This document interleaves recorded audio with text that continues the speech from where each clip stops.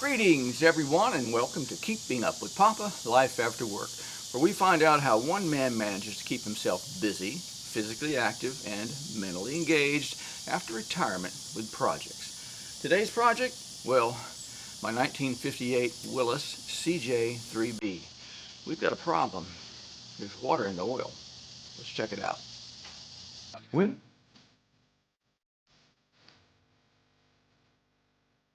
Let's see if it'll fire.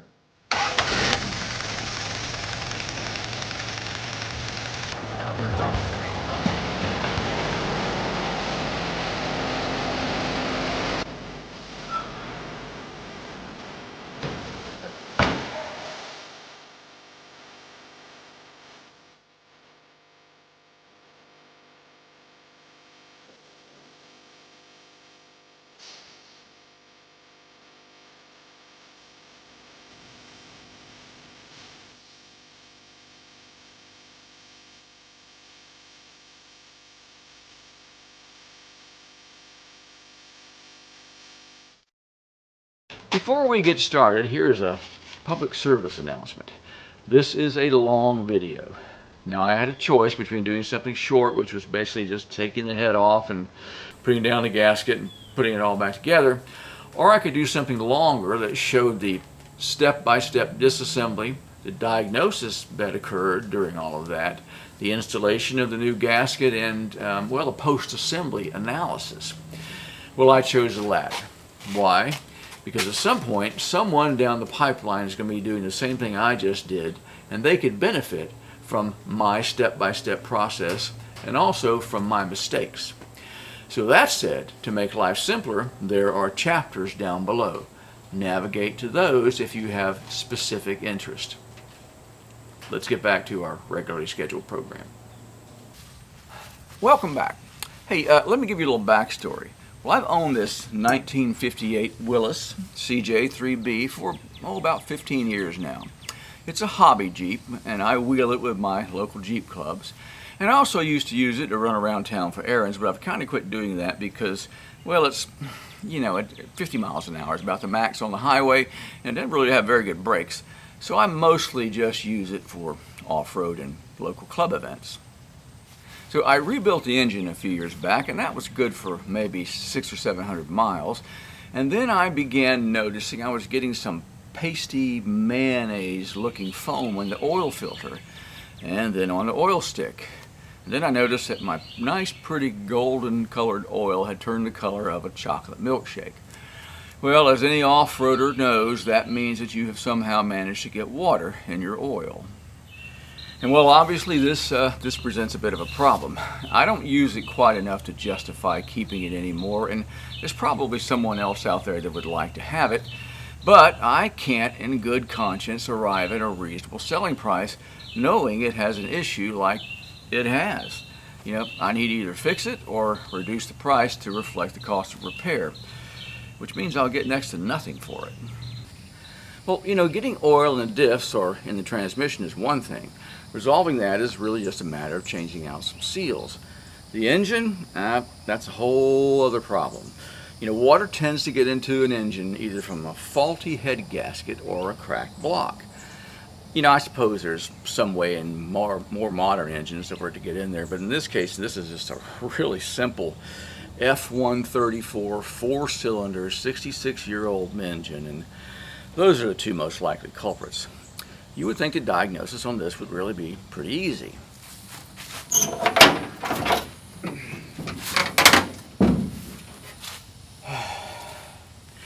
Well, as Dick Van Dyke once said on one of his old shows where he was in the Army and his Jeep broke down, he opened the hood and looked at it and said, "There's the problem, an engine." And he was right. The first clue, and since I don't use it much, it just kind of sits here under the pole barn, and after having sat for a month, the radiator level tends to drop, meaning that fluid is either leaking from the radiator, which it's not because I have put in a new radiator a few years back, or it's slowly creeping into the engine.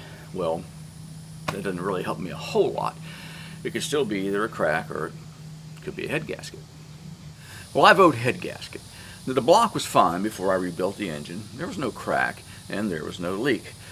I've kept antifreeze in it so it didn't freeze and crack the block, and that's not likely anyway here in north central Florida. The one thing that changed was I installed a new head gasket during the rebuild, and the water issue began after that. It didn't exist before. And yes, I did have the block and the head machine during the rebuild, so there should be no issue at all with uneven mating surfaces. It's never overheated, so I haven't warped the block since. But the gaskets on these engines are sometimes finicky. They just don't seat right, I'm told. So hopefully that's the problem. That said, I am now on my third head gasket since the rebuild. First two were fiber gaskets, and the third one was a copper gasket like this one that we are about to install.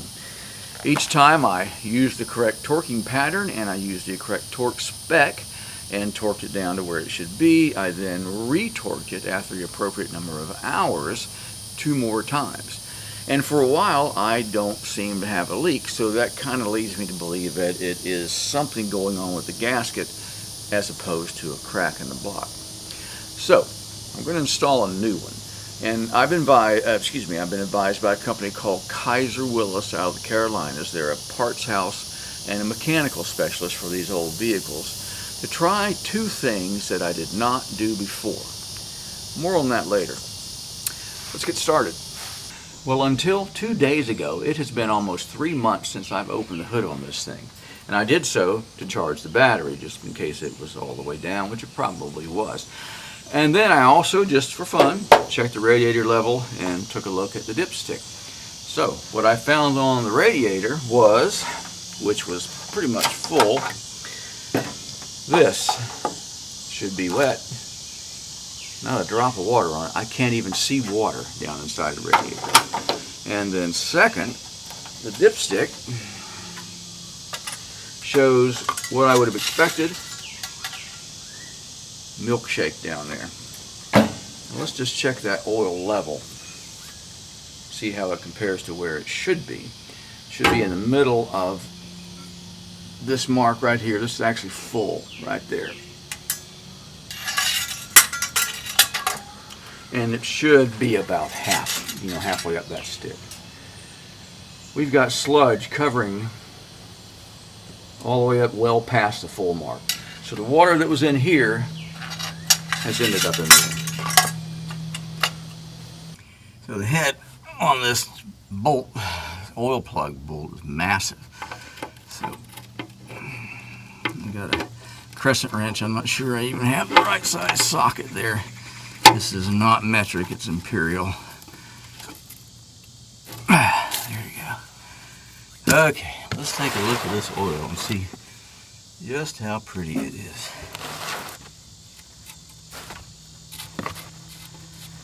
And typically I would start the engine and run it at this point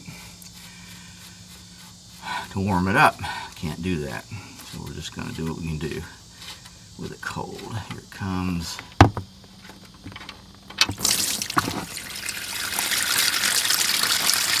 Oh my God. It started out kind of golden. And here comes the sludge. Oh yeah. I hope my pan's big enough.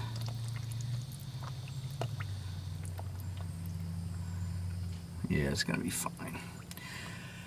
I think we have a problem. Next step, of course, is radiator fluid. Just a quick point, obviously you saw in the oil there was a lot of water in that oil.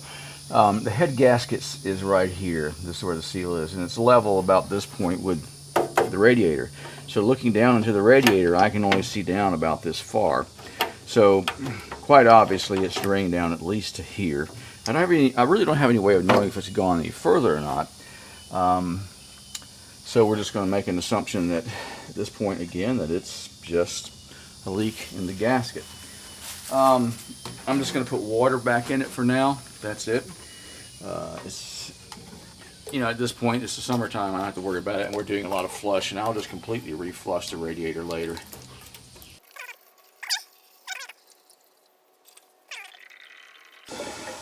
Almost all of it, and it is, you can hear it bubbling and filling in the hoses.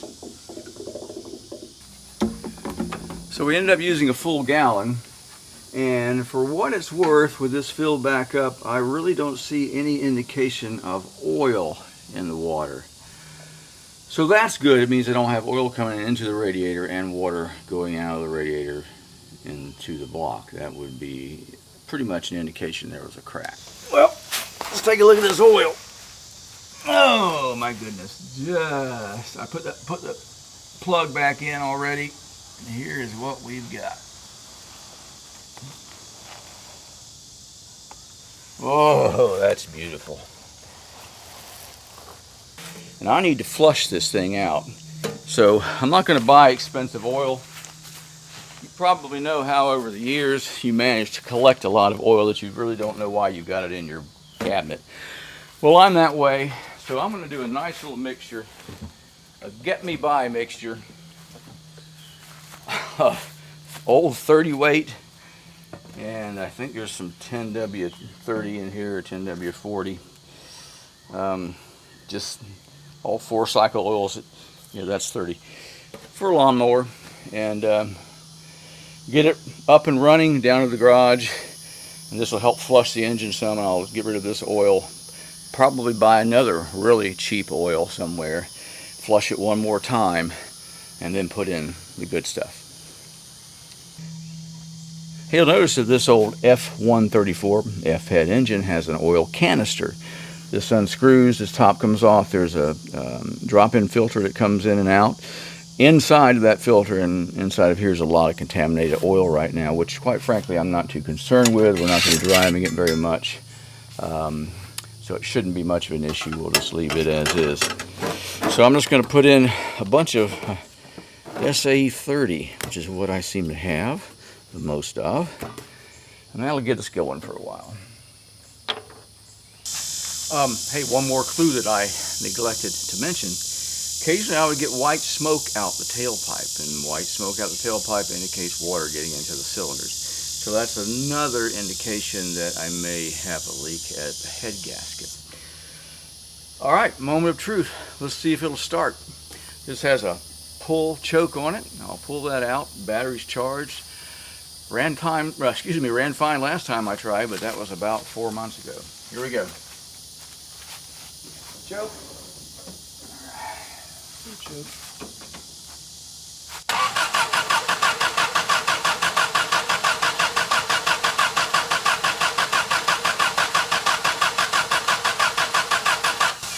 Not a good sign.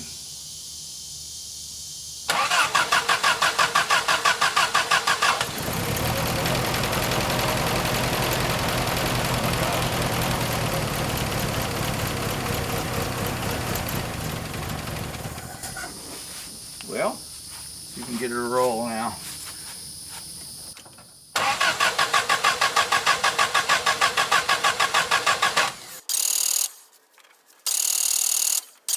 Should have given it gas when I had the chance. Ah, okay. Not a good idea. Let's stop right here. I tend to have a problem with the carb overflowing. I'm going to bring you over here and show you this. Take a look at that. It is flying out of there from somewhere. I'm not sure where. It's on the top. Usually it's down at the bottom, but this is coming up and over by the horn. So this kind of problem, based on my recent history, is an indication that there's a float stuck in there, which basically I got to pull all these screws off, pull it out, and find out where that piece of trash is, because it's filling up, not shutting off, and then it's overflowing the carb pretty excessively in this case. So my gosh, there's always something. All right, so you didn't get to see this, and by the way, there's the choke right here, which was fully extended, and somehow or another that caused it to really flood.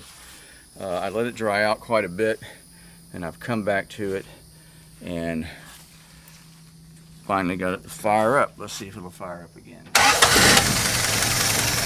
Okay. So, fired up. I cannot see a leak in the carb anymore, so it probably wasn't trash. It was just, I don't know what it was. So that's it.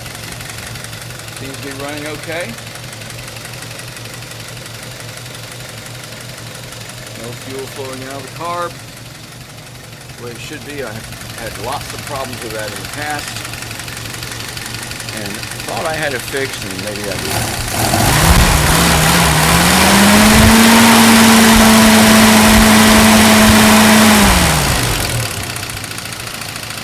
did. Runs nice when it runs. Alright, let's take it down to the house and get started.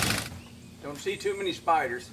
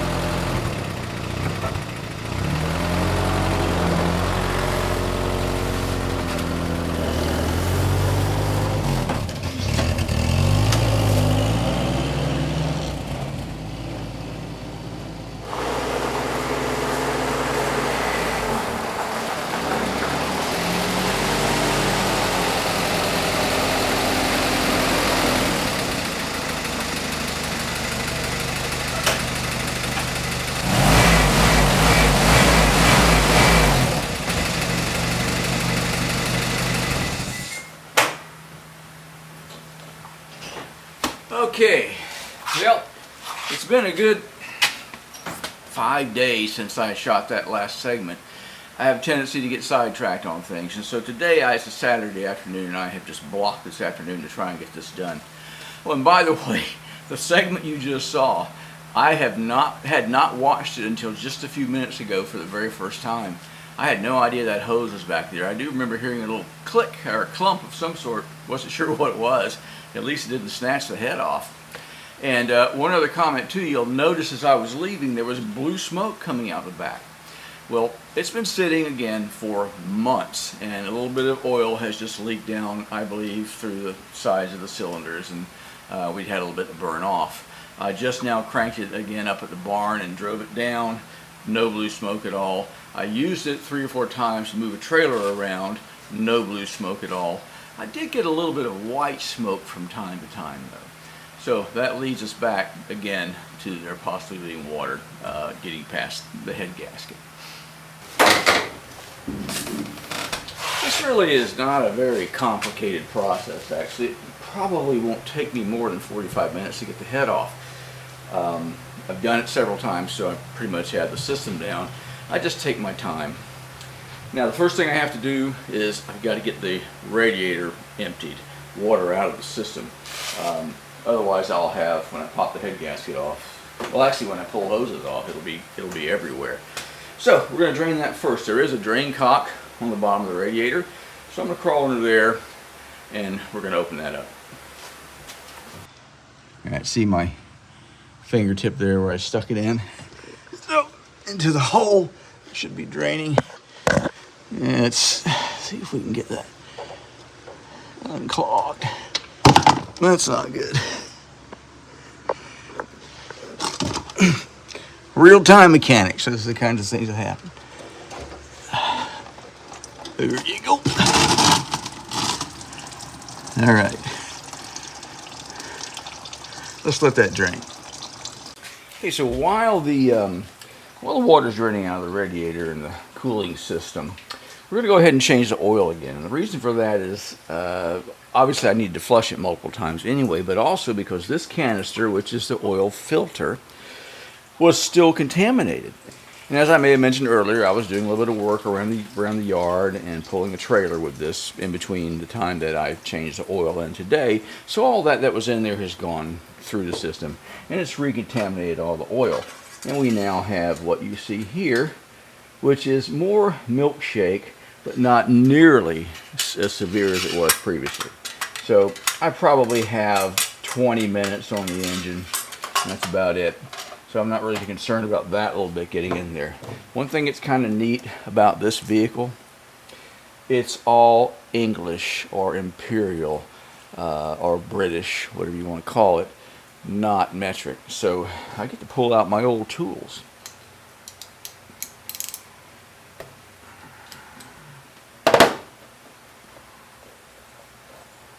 It's just a lid with a gasket seal.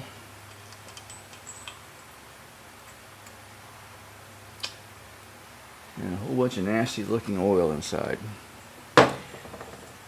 This is filtered. Well, that's what the filter looks like. So now I will pull that out in just a few minutes. Sounds like my radiator's finished. And then I'll get a little small pump and pump all the oil out of it that I can. I've got enough water out of the system to be able to work on it now without spilling something everywhere. So let's see what the water looks like. It's questionable whether or not I had a lot of antifreeze in there. And it appears it's green. There's plenty of antifreeze inside, so that's good, which reconfirms that I didn't have block freeze and crack. Before we get too much further along, I have to say that I pride myself on my ability to do stupid stuff. So to avoid a stupid stuff thing that might happen electrically, I'm going to remove the negative terminal on the battery.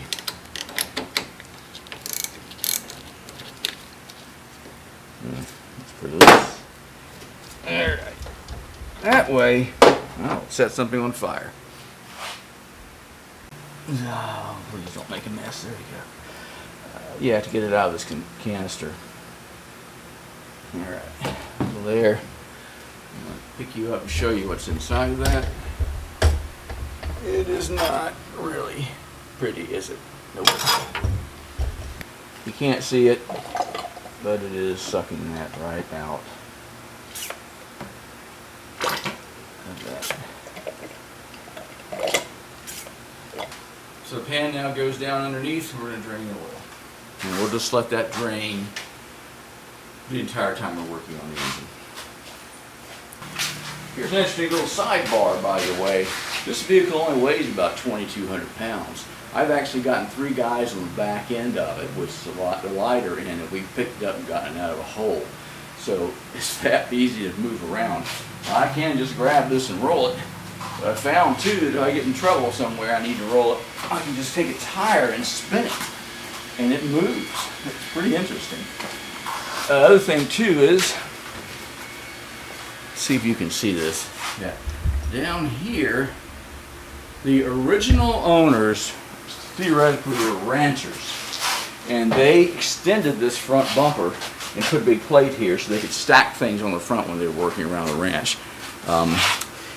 Causes a real problem with my entry and exit on things, but it's nice to have it there at times like this. It makes a good workbench. Let's get started. Okay, first thing that has to come off, this cross brace. 1/2 inch, by the way. Loosen up this one end. Sorry, loose. Alright. This guy's out of the way. Next, get this radiator hose out of the way.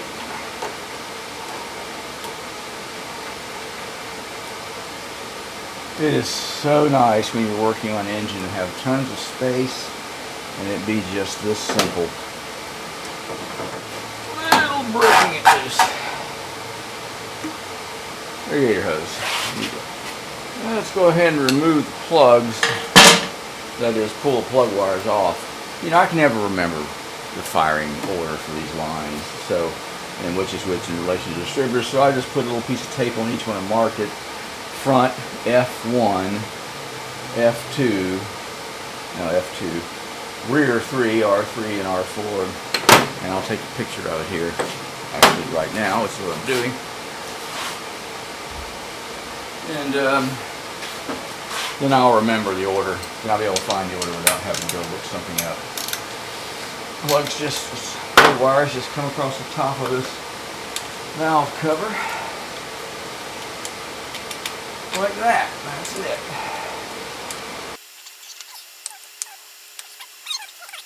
Linkage is pretty simple for the carb.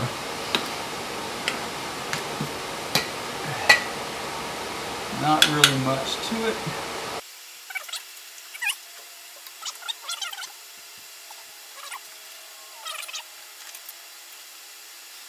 So this actually is a throttle set for a PTO, which still has all the gearing and such in the back specifically for that.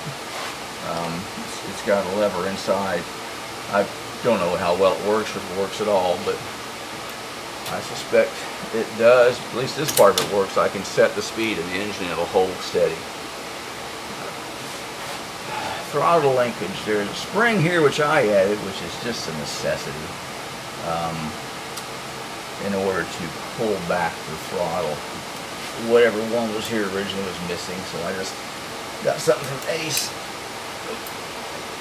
So, in a moment,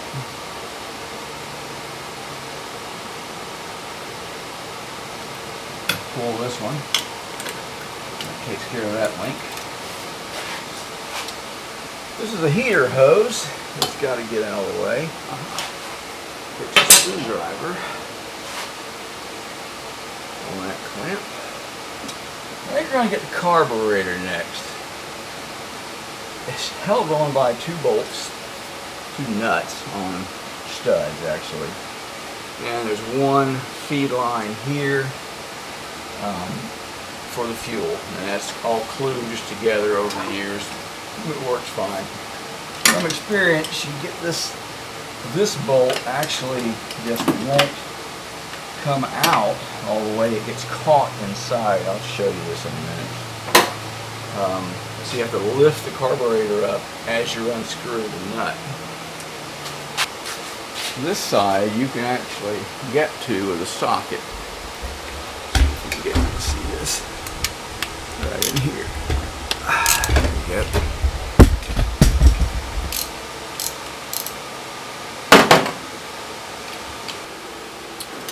This line is a breather for the air filter. The air filter over here is an oil bath air filter. There's oil about in this much of the pan down here, and there's some kind of a filter inside that's made out of mesh metal. So that's got to be gotten out of the way. You take the gasoline line off.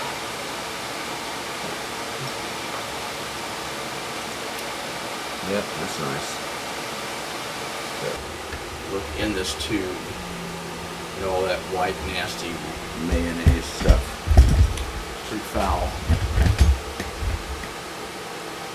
Alright, got that out of the way. Nothing down here, that's good. This I've already loosened, and this is the second nut for the carburetor, and you can see that there's not enough room for it to go on and off, so you actually have to get it basically up as high as you can and pull the carburetor. Continue to do that until the nut comes off. And when you do, you're done. There's your carb. Comes off that fast. There's a gasket there. I'll be able to reuse that gasket. It's fairly new. Put that other 9/16 nut back on the stud so I don't lose it. And that's that. Got one vacuum line that comes off. It takes a 7/16 wrench and usually works pretty well. And it's not cooperating at all. There you go. I have to be real careful not to strip this out. I would have to order these replacements from some place like Willys. Getting it off is not too bad. Getting it back on, Ooh, that's no fun at all. This does not want to line up. There you go. Got it. So I just realized that all I really need to do is when I take these two bolts off, this whole bracket will come off with all of this intact. So I don't need to disassemble everything. I'll just wait until I get to that point on moving everything, moving the head.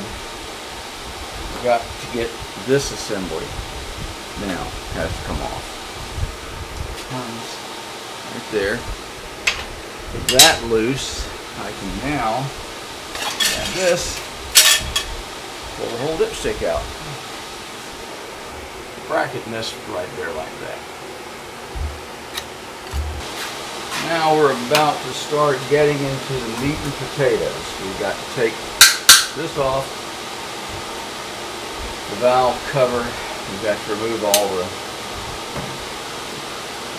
contraptions underneath, and then we've got to take all the bolts out and pull this out of the way, and we can take the head off. Let's get started.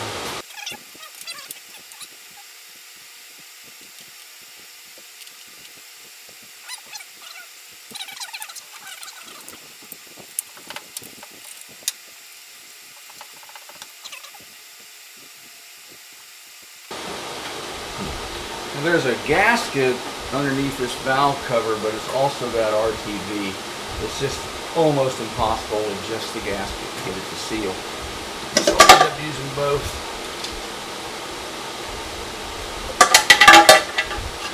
There we go. And you can see all my lovely mayonnaise oil that's in here. This will go in the sink and get a thorough bath. As long as I'm careful with this rocker assembly, it comes out completely intact. No issues at all.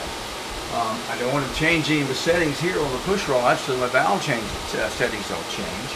So I should just take 4 nuts.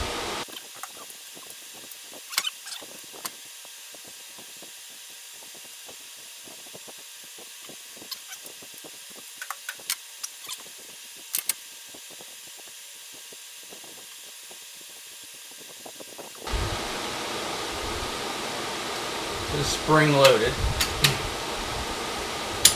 so it's not super simple. You gotta be a little careful.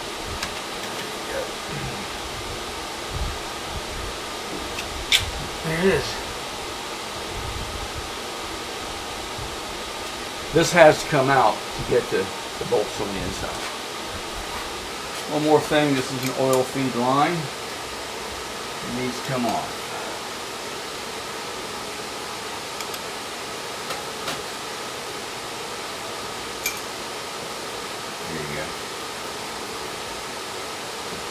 That's it. Now that's out of the way. Alright, one last thing to do.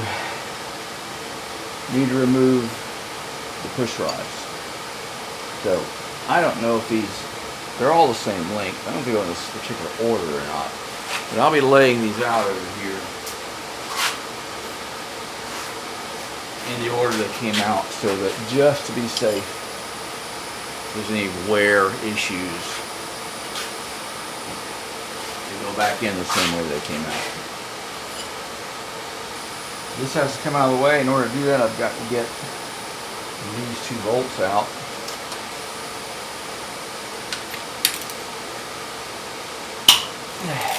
One. There you go. Get that up and twist it out of the way. Okay.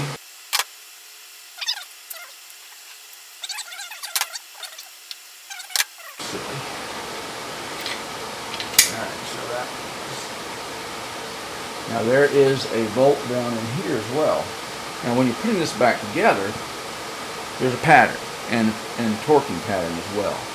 So when we get to this reassembly, we'll worry about the torquing pattern and the pattern in which you tighten. But for the moment, I don't think it makes sense.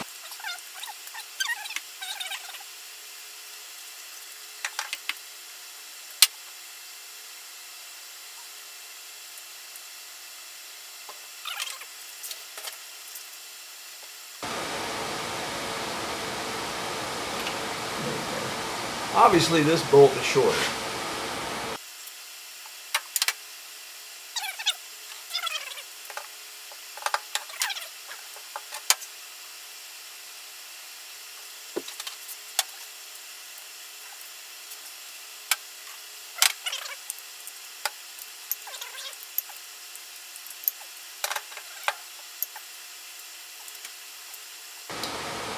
I do use a 6-point for obvious reasons. It's 11/16.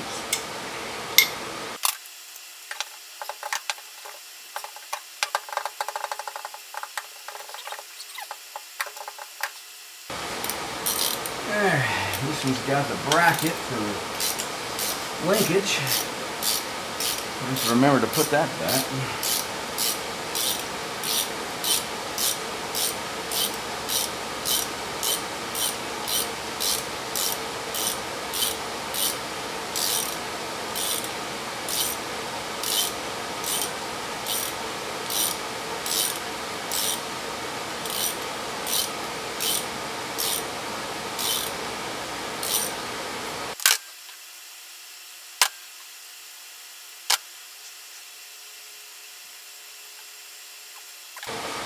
So that's out of the threads, but it's just stuck in there for some reason.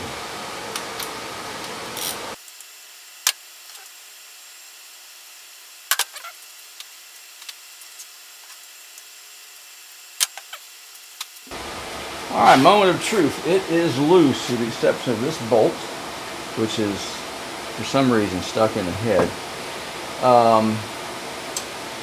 This thing is heavy, but I should be able to grab it now and pick it up, bring it over here. And what I want to look for is evidence of tracking where water may have been running out of the water jackets and into the pistons or into one of the oil feeds. Here we go.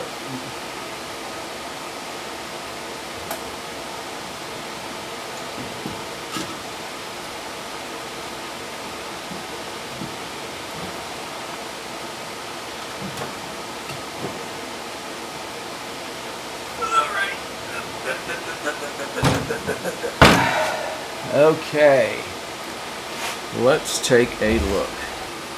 Now, I personally make no claim of being an engine mechanic. So, gasket, it looks like stuck to the, it's on the bottom of the head. And what I'm seeing here is I have no idea, except the valves don't look messy too bad. The piston heads look fine. A couple of them are probably cleaner. One of them anyway is cleaner than it should be. I'll show you a picture here in a moment. And I just don't know. We obviously have rusty water here, and somewhere or another in there it's getting into the oil. Alright, that bolt is just, I guess, just stuck in there. I can see the bottom of it, so I'll come at it here and tap it. Get it out. There it goes. So, badly rusted. A lot of water got to that, huh? Pretty good indication that we have a problem with water getting in under there. So here's the hole that, the threaded hole that bolt went into. The threads look pretty good, but quite obviously water's getting down through those threads and into the block. So this is definitely one leak point. Here's the bolt that came out of the head that I couldn't get out easily.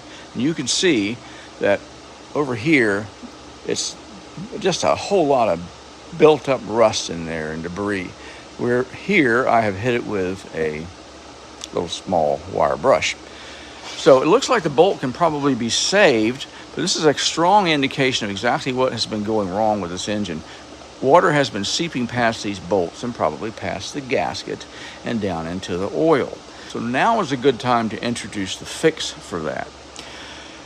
When I talked to Kaiser Willis, they asked me two questions when I told them what my problem was. One, did I use, what kind of gasket did I use? I said, well, I used a copper gasket. I said, did you use copper gasket spray? Well, the answer was no, I did not.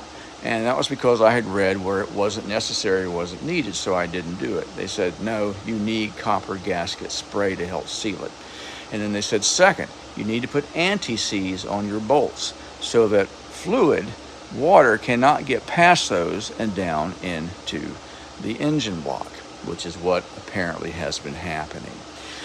So I will be putting anti-seize on, I'll be using copper spray, and hopefully we will resolve this issue as a result of these two minor changes. Cleanup time. This part of this process worries me a little bit. I don't know, it probably shouldn't. I mean, there's just water here and a little bit of rusty water. What I'm going to do, I'm just going to lay out a paper towel and pack it all down and try and pick up any moisture that's there. See how that did? Yeah, did something. I don't want to drop more crap down into the engine than I have to, so everything gets swept away from the cylinders. And I already see where I dropped one little piece of debris in there. Right.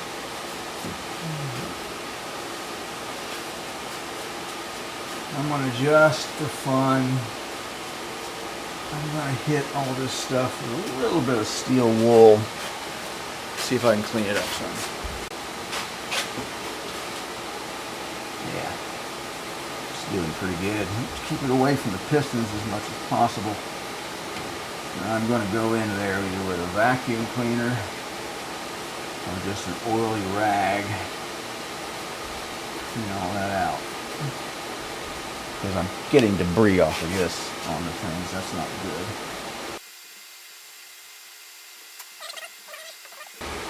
Can't see it, but there's actually water down here in this piston that just came off of when I was moving stuff around.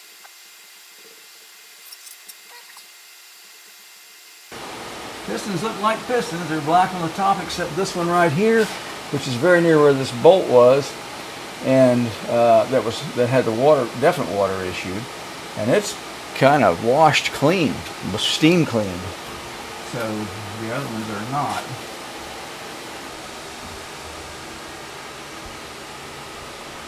There's that third one.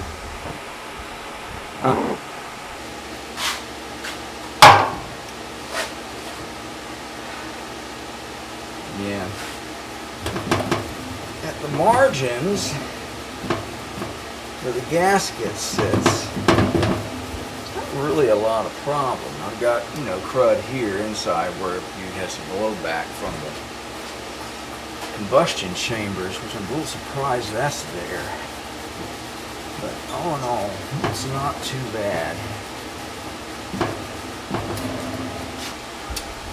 For some of you guys that are experts on this, can you tell anything from the pattern on this gasket? I just don't know what I'm really looking for.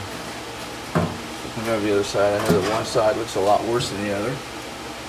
Don't at this point remember which side's to the head, which side was to the block. Anyway, comments would be appreciated. Now the question becomes, how do I clean this up? I really don't want to sit it in the sink, put it in the sink and wash it. Let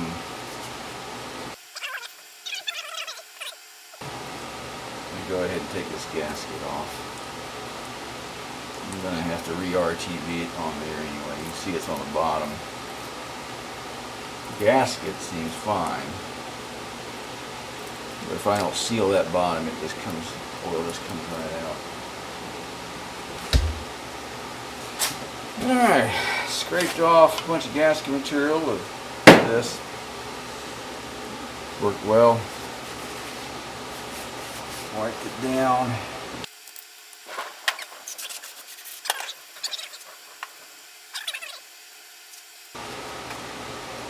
On to reassembly.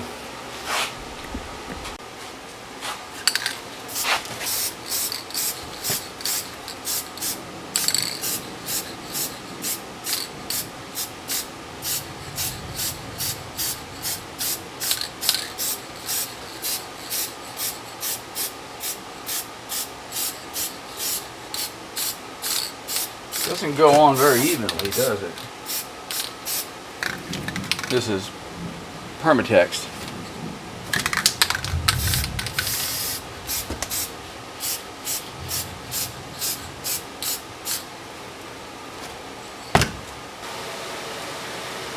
Okay, 2 coats. We have allowed sufficient flash time. Seams are to go up. One thing this machine does not have is guide dowels, which would be really nice at this point because dropping this head on is not fun. It's so heavy. And getting it straight. And this is going to make it even worse with a tacky gasket there. So let's give it a shot. Just nothing to grip.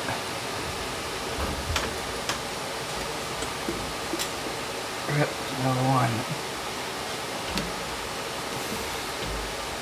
So, what I have to do now, put in a couple of guides on my own. Starting here.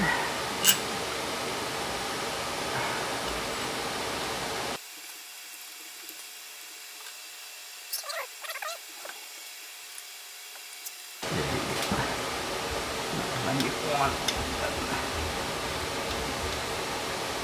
The rest will fall in place. Alright, we got 2 in. 2 started.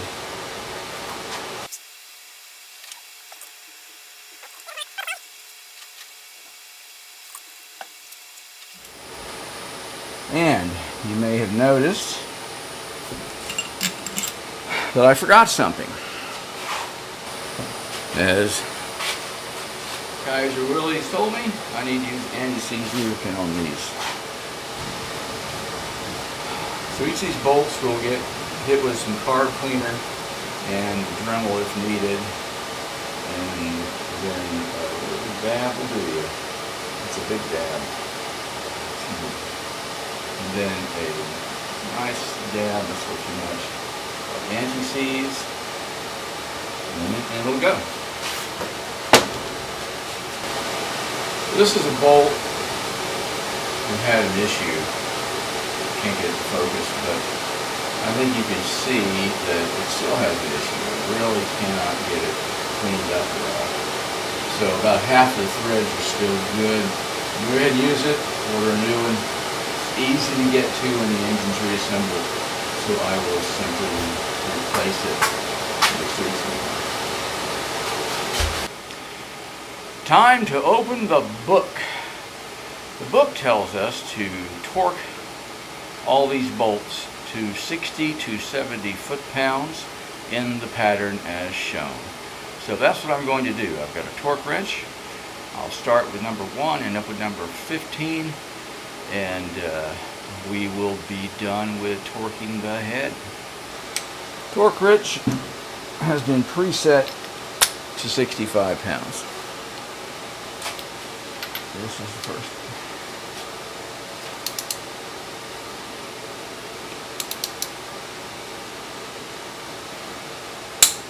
Okay. One thing, you then have to come back and redo this at about 10 hours runtime. And it's really not that complicated with the exception that you have to take the carb off, you take the cam cover off, and you take out all these internal cams. But that only takes about 15 minutes of disassembly, so it's pretty easy. Number 2.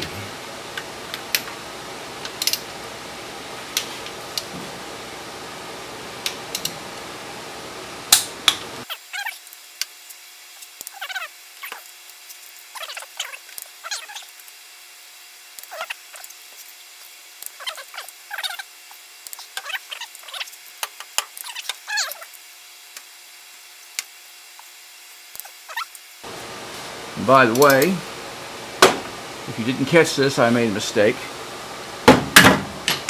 I need to put this back first.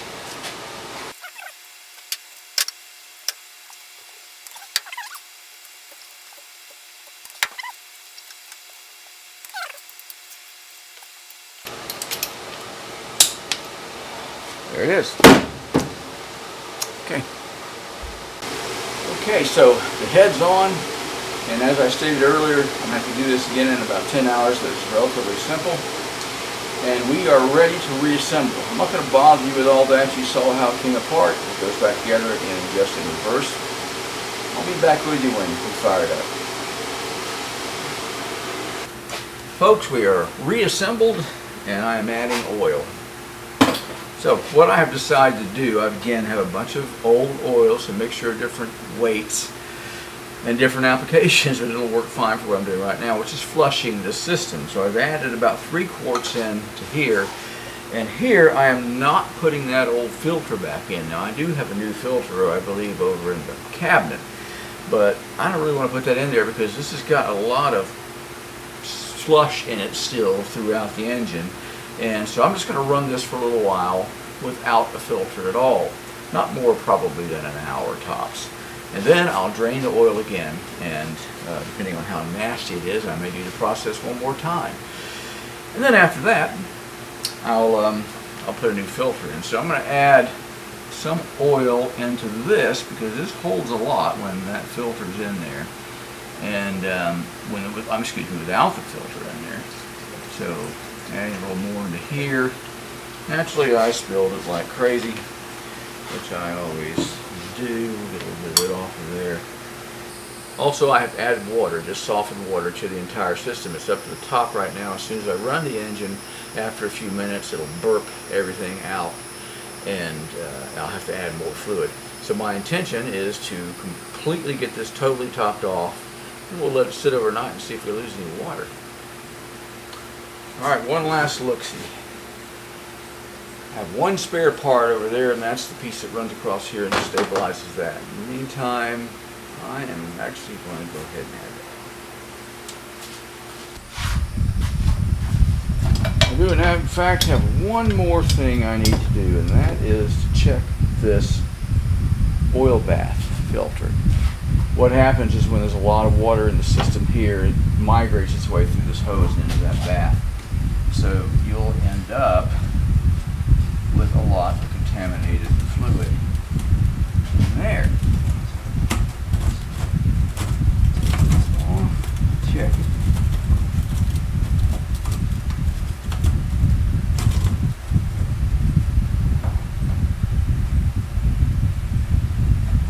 And this out where you can see it.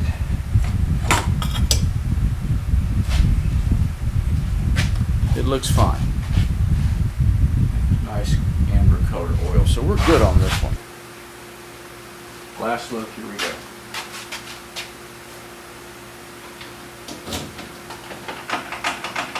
Out of here. Choke working. I hope so.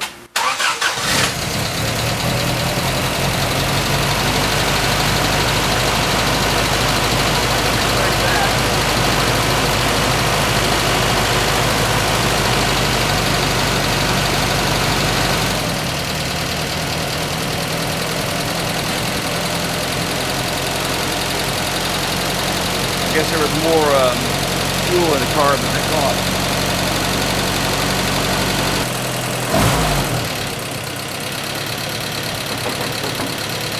We'll let it idle a few minutes and I'll get back to you. Alright, I've run it for about 5 minutes. Let's see how the oil looks on the stick. And first, is it there's enough oil in there, and second, is it all contaminated? I do completely expect it to look bad, but not super bad. So hopefully you can see this. A little bit of that mayonnaise look in there, and that's what's left in the engine. So I'm going to have to get rid of that over multiple oil changes. One thing you will notice that there's steam coming out of there.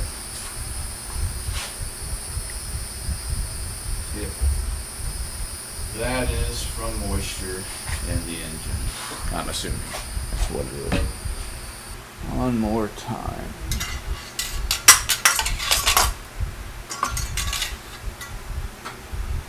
Yeah, I'm in the middle of the stick now, so I'm good.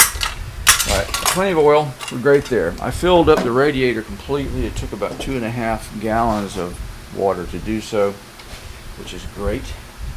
And there are two things that I've been using to diagnose this in addition. One is, do I have any white smoke coming out of the tailpipe? And the other is, do I have a spit? Now, I've had a spit for years coming out of this thing. I don't know where it comes from. I assume there's a little bit of water getting into the cylinders causing it to spit. It doesn't affect the way it runs. Listening to it just now, I still have the spit. But what I don't have is any smoke coming out of the tailpipe, either blue or white. Let's take a look. There's the spit.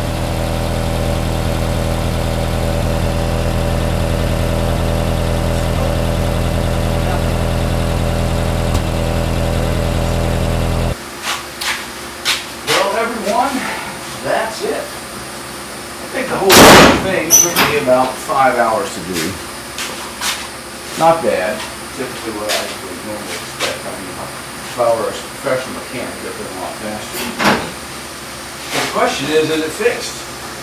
I don't know. I really won't know for a while. What I guess what I'm going to have to end up doing is just keep it full of water, have it, and sit it for a while, and let it see if it drains down, and then also dry it quite a bit.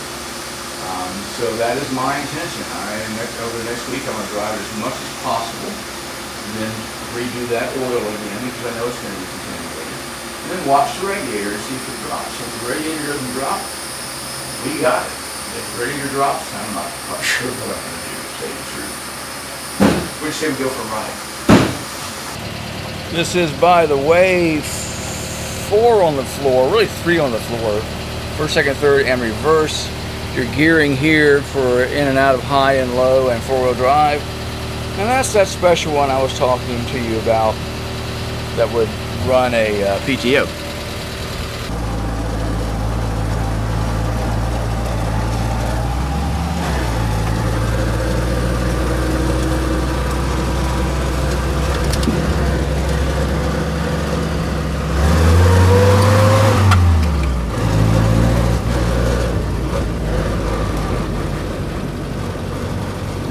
Running smooth, no issues. You want to know what confusion is? Confusion is driving back down your driveway and seeing the copper gasket that you just put in on the head laying on the ground. I then realized I had put the old gasket on the back of the Willys and it had fallen out. Funny. So the following morning you can really hear it spitting, but there is no smoke coming out of the tailpipe. Alright, it's about 5 days later, and there's good news and bad news. The good news is that after 5 days, I haven't really lost any fluid in the radiator outside of the initial little bit where everything was just basically burping. Also, I pulled off the rocker cover, the upper valve cover, because there was oil leaking all around it, and I wanted to clean that up a little bit and try and get the gasket to seal better. Always a problem. And lo and behold, there was none of that milkshake mess underneath. That was fantastic. So third is the bad news. There you go, am blowing a little bit of blue smoke, more than I would like. There's always been a little bit particularly when you've been idling. But something else is going on. I'm not quite aware of what it is. So we're going to tinker with that a little bit. And also, I want to go ahead and do an oil change now. And since I've got 4+ hours on it, and get fresh, cleaner oil inside. And I may also do an oil treatment to try and get rid of that blue smoke. There you go. Naturally, I dropped that. So, taking a look at this, that oil looks so much better. I also put a can of seafoam in there, and just to kind of get everything cleaned out, a half a can actually. Ran it for about 20 minutes, and we're looking much, much better. So I'm going to do the same thing, and I'm going to take I'm also going to pull the cover off of the filter oil filter and pump that oil out as well.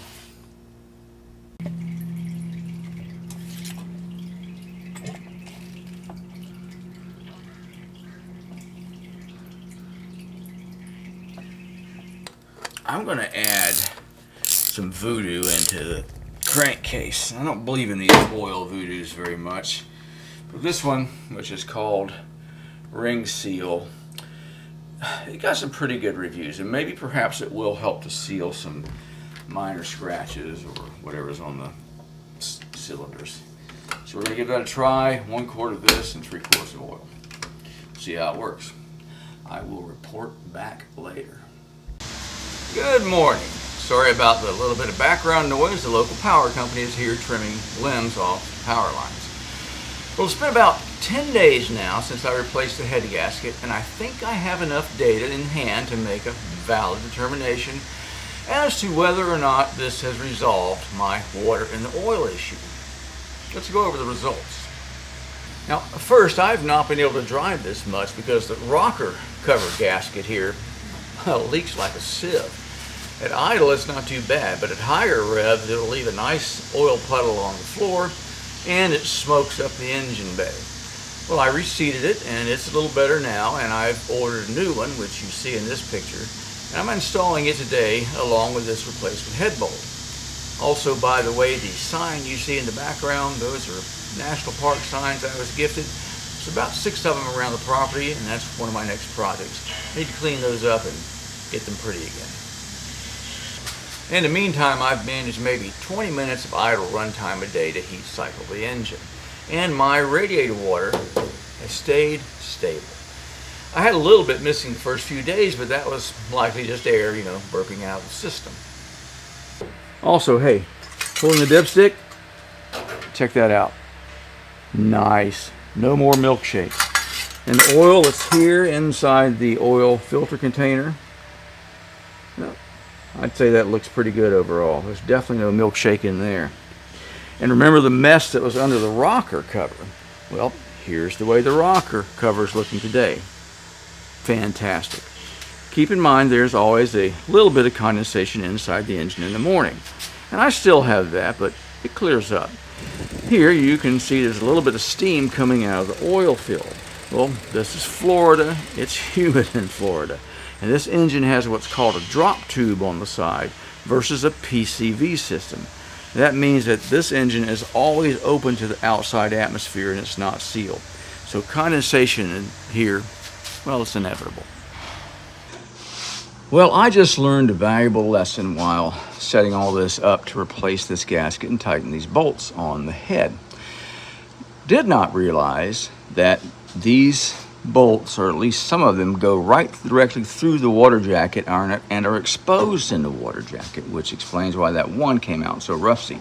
This one at least does that. How do I know? Well, because I had the new bolt, which by the way was too long and I had to pull it back out. And I pulled this one out to put the new one in, and lo and behold, water started just flowing right up and out of it, because the radiator hose is at a higher point and the radiator's at a higher point than that hole is. So that was an obvious leak point and reconfirmed leak point because water went down through that screw, which I had not sealed properly previously, and was getting into the engine. There you go. That was a big part of the problem, probably in multiple locations. And one more fun fact, some of these bolts got almost a quarter turn before they got back to the full 65 pounds of torque, so they loosened up a bit over time. What else? No white smoke. None. I didn't even see any this morning when I first started it up cold. So at the moment, no water appears to be getting past the head gasket and into the combustion chamber. Finally, after changing the oil twice, the oil looks great. Hey, a little bit of discoloration perhaps from that voodoo oil treatment I put in to try and get rid of some of the blue smoke. But other than that, the oil looks fantastic. I realize that I only have 3 or 4 hours runtime on the engine since I changed that head gasket. But you know what? I'm calling this one a win. And over the next week or two, I'm going to run the engine hard just as much as possible and see if anything changes. If it does, I'll get back to you in the comments below. Hey, just a little sidebar. I still need to change the oil one last time and put in the filter. But I'm going to wait a while and let that can of oil voodoo I put in do its thing. Believe it or not, after a couple of hours runtime with that in place, the blue smoke seems to have lessened. We'll see. And after doing some research, I'm kind of leaning towards that problem being caused by valve seals, oil slipping past. I still need to figure that one out. Listen to this.